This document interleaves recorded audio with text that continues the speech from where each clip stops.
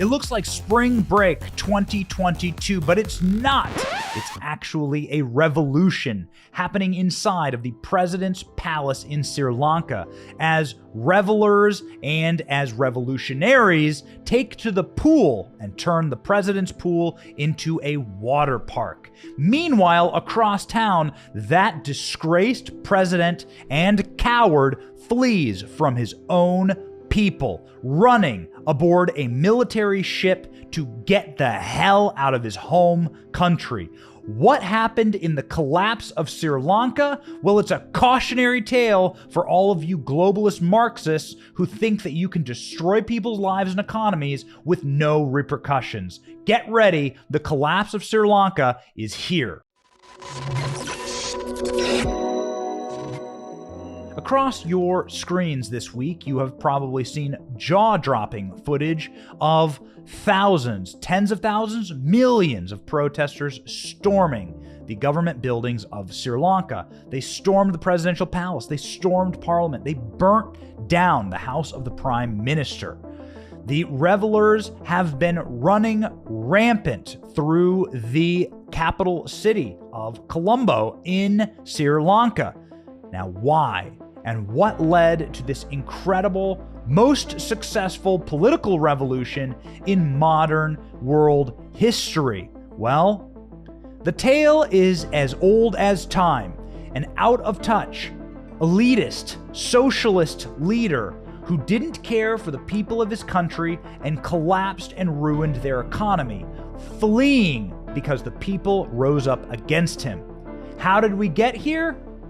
The story is pretty damn simple. But first off, where's Sri Lanka? What is Sri Lanka? Well, Sri Lanka is a little island in the Indian Ocean. It is off the coast of India, and it's home to 22 million people. It's a multinational state, very diverse, lots of languages and ethnicities, but the Sinhalese are the single majority in the nation's population.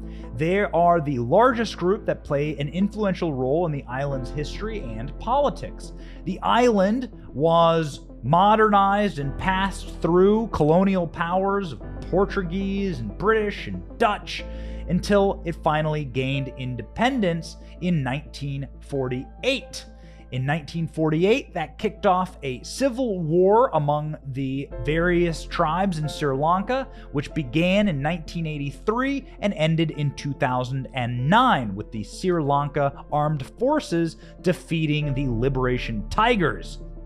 Nonetheless, you've had a socialist government since then. The Democratic Socialist Republic of Sri Lanka is what it's called, the nation, and it was a country that required a lot of work. But work they did and developed a very prosperous tourism industry, for instance. Sri Lanka is a gorgeous place, actually, very beautiful island with a lot of tourism going on. You can see from videos online that Sri Lanka is probably a place you'd want to visit. But not today, because today the economy has been thrown into total and complete chaos and turmoil. Anti-government protesters were angry over power blackouts, shortages of basic goods, rising prices that have long demanded that the president step down over his failed military leadership and economic leadership. The emergency powers that the president invoked to maintain control of the country further enraged the population, who now have taken control of the island nation of 22 million. The collapse of Sri Lanka was expected because of economic mismanagement of Sri Lanka's public finances. The situation was exacerbated by various economic policies of the socialist government and COVID-19 collapsing the tourist economy. The large foreign debt downgraded Sri Lanka's credit ratings in 2020, eventually locking the country out of international financing markets. To keep the economy afloat, the government leaned heavily on its exchange reserves, eroding them by more than 70%. The crisis crippled Sri Lanka, once seen as a model for the developing economy. Fuel shortages led to long lines at the filling stations as well as blackouts. Hospitals have run short of medicine. Runaway inflation reached 54% last month and could rise to 70%, the central bank said. What does that remind you of? Overspending, fuel shortages, imbecilic, nincompoop, ignoramus leaders who don't care about you, who live in a bubble, fuel lines, inflation out of control, eroding your currency down to zero, and a socialist government that could give a shit about you. Remind you of anywhere? Remind you of anything happening now in your home country? Do you live in the Western world? I guarantee you these things are happening to your country, and I guarantee you that without any changes, you're gonna see the same thing as we're seeing in Sri Lanka. Anti-government protesters besieged and stormed the Prime Minister's office first inside of Sri Lanka's capital. They won, and they took over the Prime Minister's office, and the army stood down. Then they were confronted by police, which they beat back using a fence, using essentially tactics from the Peloponnesian Wars, from Greek wars. They were able to ram through fences and modern police barricades without really any major issues, and the police ran and cowered. Protesters then stormed the parliamentary buildings in Sri Lanka. This was massive as politicians fled. They took over swimming pools, and the Sri Lankan protesters marched on. They burned the home of the prime minister and worked out inside of the fitness room inside of the presidential palace, where they found 17 million rupees in cash.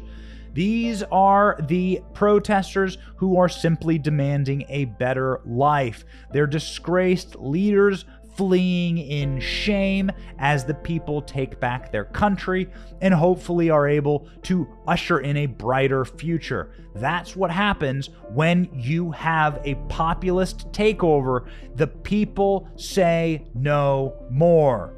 Ladies and gentlemen, the same problems that gripped Sri Lanka and have led to this, the largest revolution in modern human history, are gripping the nations of the West. And if we're not careful, the same forces are going to lead to massive political revolution here. You can see the crippling inflation, the fuel shortages, and the disgust of the regular working class people at their leaders who do not care about them. It's time for us to take seriously the fact that these forces are nation killers and that we must get off the docket of the socialist, the communist, and the World Economic Forum and back to populism and caring for the working class people that make a society run. Otherwise, this country will go the way of the Canadian truckers, the Dutch farmers, and Sri Lanka. Get ready. Populism is here, and it is popular. Thank you so much for watching. Our channel is here for the truth and also to make you smile a little bit in this extreme era of disinformation and misinformation and people trying to control your brain and what happens inside of it. It's so important that we support independent creators like our channel, and we thank you for watching. If you want to check out some more of our videos, we highly encourage that. Please punch the like and subscribe buttons on your screen to support our channel. It's free. And ladies and gentlemen, please make sure that you are following along with independent creators who want to keep this place free. God bless you.